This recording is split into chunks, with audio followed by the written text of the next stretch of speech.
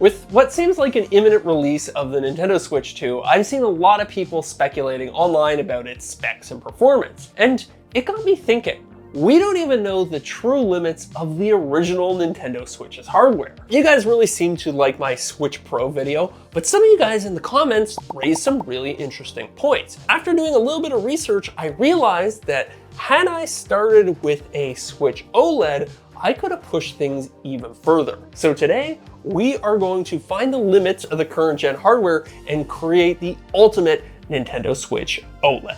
Step number 1 was disassembling the Switch. And here we see the first instance of what will be a repeated theme throughout this project.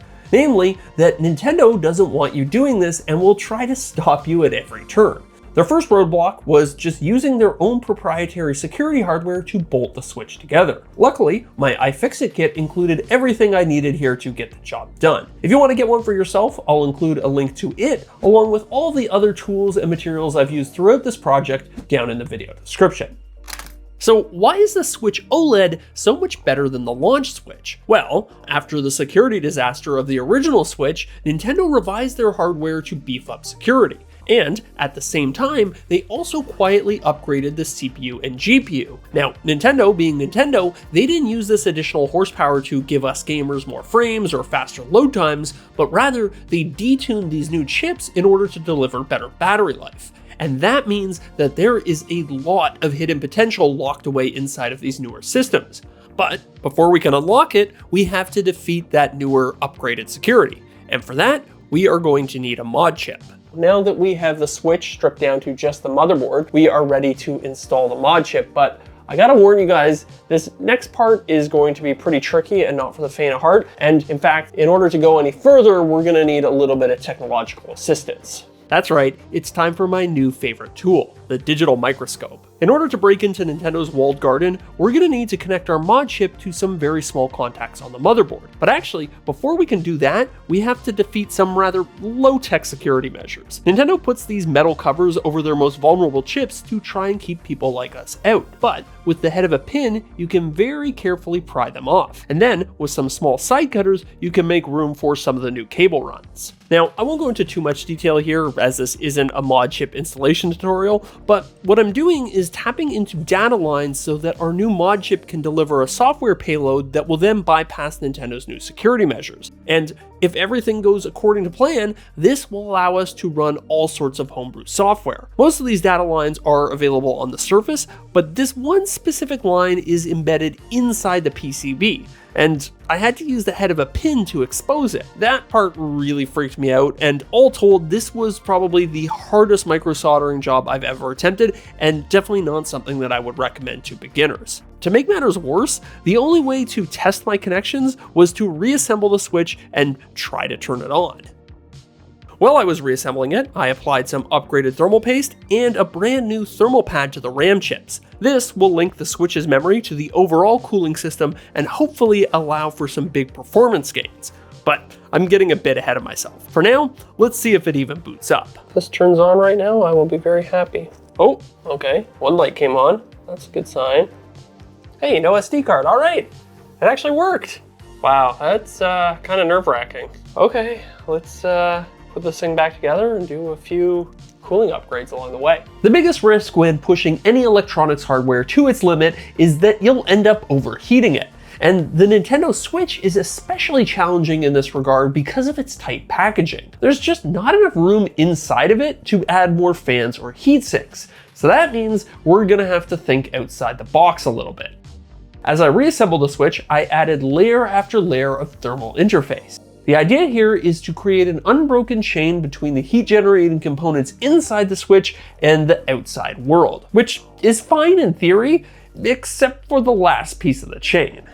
So this right here is the original Switch OLED's backplate. And while it's an improvement over the original Switch's backplate, it's still just made out of cheap plastic. So I went online and I bought this improved backplate. And while it might look remarkably similar, once you turn it around, you'll realize that this is milled out of a solid block of aluminum. And because aluminum is very thermally conductive, we can link this to all the heat generating components inside the Switch and turn this backplate into a giant radiator. Oh, and also it has these larger air intakes here that should help to improve airflow too.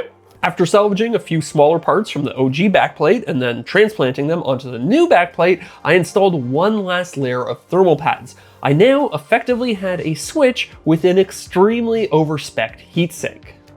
All right, now that we got this thing all buttoned up, I'm immediately realizing that I'm gonna have to take it apart again. But before we do that, let's get the software set up and see what this mod chip can do. So first thing is first here. We have to protect ourselves against getting banned by Nintendo. Our first layer of defense is what's known as an emunand. Basically, this is a copy of the Switch's file structure that lives on an SD card, and you can kind of think of it like a playground for experimenting with homebrew software. On the emunand, we are going to install Atmosphere OS, which looks almost identical to the normal operating system, except it removes a bunch of Nintendo's constraints and allows us to run unsigned code. And trust me, we are going to have a lot of fun with this later. Our second layer of defense against Nintendo is editing this config file to prevent our Switch from communicating with any of Nintendo's online services. And then finally, I want to install the Switch Overclock Suite, which will allow us to unlock the potential of the Switch OLED.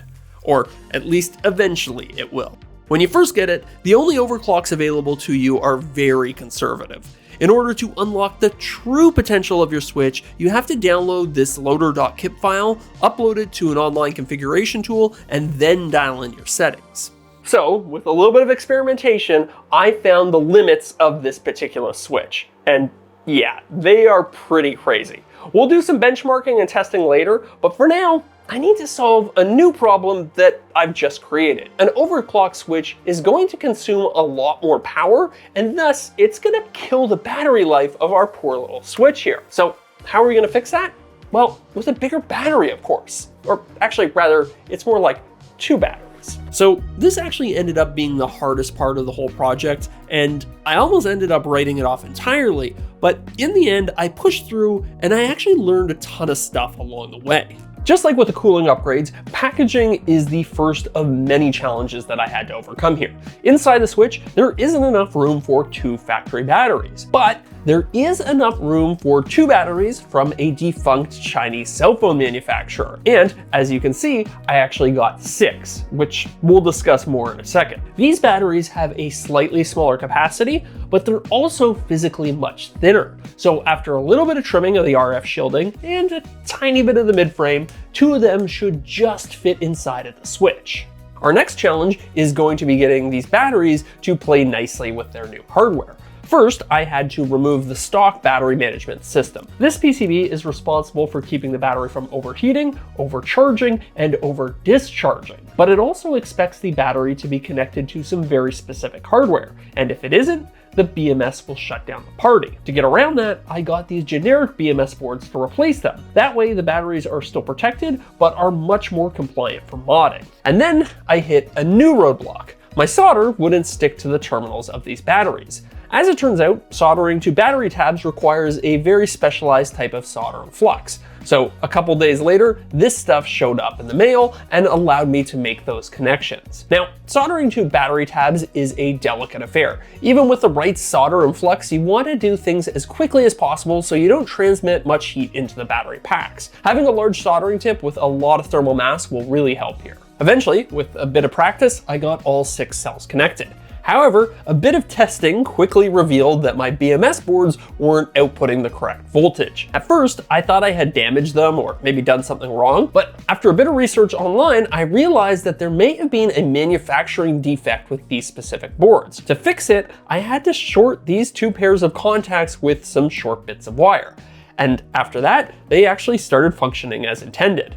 But the challenges didn't stop there. Next, I had to fully charge each battery, which sounds simple enough in theory, but how would you do that without anything to plug them into? Well, what I ended up doing was connecting them to a benchtop power supply. I configured it to deliver the maximum charging voltage for the cells and limited it to 1 amp of current. It started off delivering a constant current, and slowly the voltage of the cells rose. Eventually, you hit the max charging voltage and the current starts to drop. Once it hits 0, you know that the battery is fully charged and ready to go. Now, remember how I said that these batteries came from a defunct Chinese cell phone manufacturer? Well, a little bit of rubbing alcohol revealed that these batteries have likely been sitting on a shelf for the past 7 years. So in order to make sure that these cells were still viable, I wired them up to a simple testing circuit. This fully discharged each battery by heating up a resistor, and the screen then reports the total capacity of each cell. And wouldn't you know it, a lot of them performed very poorly.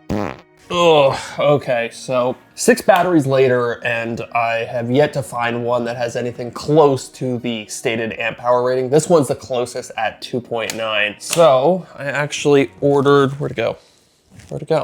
Oh, there it is. So I actually ordered 2 more batteries from a different company in hopes of getting better results. So fingers crossed we get some good ones here.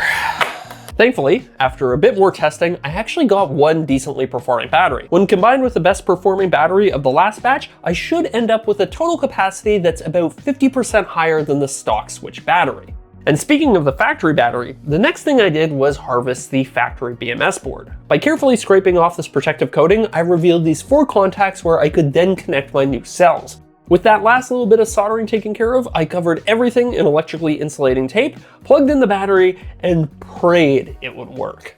But before we find out if it did, first, let me give you a small preview of some upcoming builds thanks to the sponsor of today's video, Aura Frames. They make digital picture frames that are actually good. I've got their Carver matte frame here, and it's loaded up with super top secret photos of stuff that I'm currently working on for future videos. Transferring photos and videos is as easy as downloading their app and selecting which content you want to have the frame display. All Aura frames have bright, super high resolution, low reflectivity displays, which really helps to sell the illusion that this is a physical photo in a frame. Even looking off axis, there's no color shift, which means that your photos will always look the way that they're supposed to. Plus, the whole package is super intuitive and easy to use. I had my frame set up and running in less than 5 minutes. And the more the merrier. You can invite your friends and family to share photos to your Aura, or you can give one as a gift and then easily share photos with loved ones. To get your own Aura frame, check out the link down in the video description and use the code ZachBuilds to get $35 off their best-selling Carver matte frame. Plus, you even get free shipping. All right, now let's get back to building this Nintendo. Oh, it boots. Look at this, I'm on the main screen. And yeah, it says the battery's pretty low, but that's to be expected because I just discharged both these batteries. Probably not the smartest thing running it like this. Okay, so now the next thing we need to do is see if we can reassemble this thing with that bigger battery pack in there, which should be fun. When I was reassembling the Switch here, instead of using the same thermal pads as I did before, I actually opted for K5 Pro, which is essentially the same thing, but just in a putty form. It does a much better job of conforming to the various layers inside the case, and as a result, should give us much better heat transfer. Now, I think it goes without saying here, but from a safety point of view, I really can't encourage any of you to follow my footsteps for all of this battery stuff. I did this purely for my own curiosity, and really just to see how far I could push the limits of the Switch. Oh man, it all fits together and it feels just like it did from the factory, except it's probably a good 10 to 20% heavier now. So it's probably gonna take at least a few cycles for this new big battery to properly calibrate. So we'll test it later, but in the meantime, I think we should go get started on a new dock. This factory one is fine, but it's a bit plain looking, and given all the mods we've done so far, I thought it'd be a good idea to add some active cooling. So over the past couple of weeks, I have been working on this, a 3D model of what I want my new dock to look like. But a 3D model isn't good for much, so let's turn this digital fantasy into a reality. All of my early prototypes for my dock were made using my FDM style 3D printers. These are great at creating quick and cheap functional parts, but they've got a couple of drawbacks. Their resolution is limited by the size of the nozzle used to squirt out the plastic, and you get a lot of layer lines that require significant post-processing in order to fix, just like I showed in my Dreamcast video.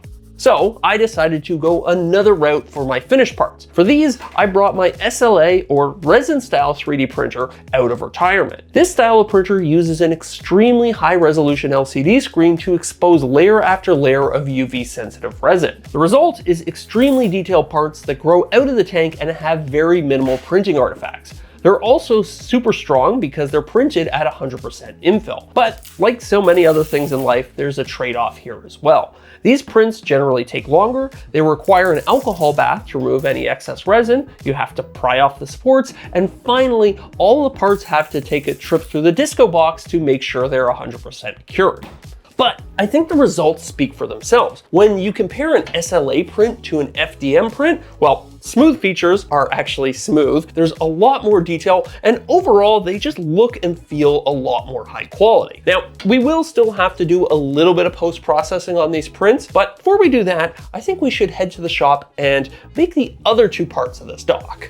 Classic walnut, because you guys know I can't live without it. For this project, I wanted to do something new. In my last couple of videos, I've definitely incorporated wood, but more so as accent panels and ornamentation. This time around, I wanted to create entire components milled from solid pieces of wood to create a more integrated and cohesive design. Looks good. I think we got on the first try.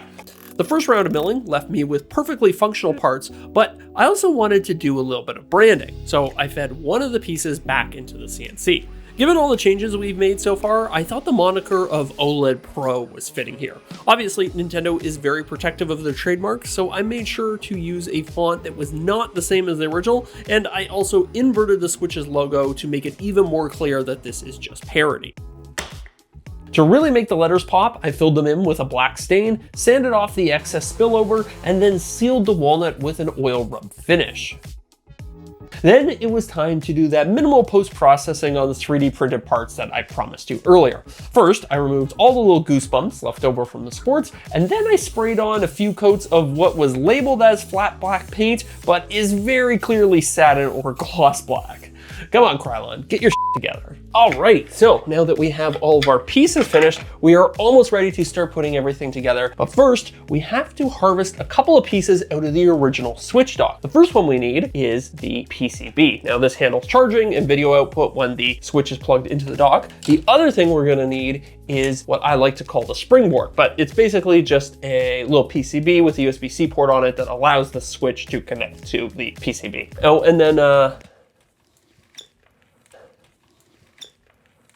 and also we need this ribbon cable that'll connect between them. And yeah, we don't really need this anymore.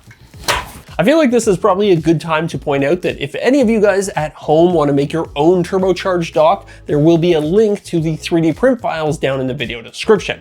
And don't worry, I'll even include an alternate design so that you can 3D print the whole thing and then not have to worry about making any of the parts out of wood. Assembly at first was pretty straightforward. Most of the parts bolt right in, reusing the hardware from the original dock, but then it was time to add that active cooling that I talked about earlier. But the original dock didn't have a fan. So how exactly are we going to power these new ones? Well, these are special 5-volt fans, and the dock's PCB just so happens to have 2 USB ports on it. A little trick that I've learned is that USB ports almost always have a 5-volt pin exposed on their back side. So by soldering the fan's wires to that pin and a ground, we can bring them to life. But then that creates an entirely new problem, because those USB ports are always powered when the dock is plugged in, which means the fans would spin 24/7. So my solution was to integrate a momentary switch into the bottom of the dock. That way, whenever the console is in the dock, the switch will be depressed, the circuit is complete, and the fans will spin. Pretty simple, right? In order to prevent the switch from rubbing against the dock, I included these channels that are just wide enough to accommodate some adhesive felt strips, and then I screwed the front plate in place. I didn't like the idea of having 2 big screw heads right in the front of the dock, so I used these special washers that allow you to screw a gold cap right over the exposed hardware, and everything looks nice and clean. Oh man, that looks so good. So now that we have our new dock assembled, what do you say we finally test out the limits of our new Switch Pro?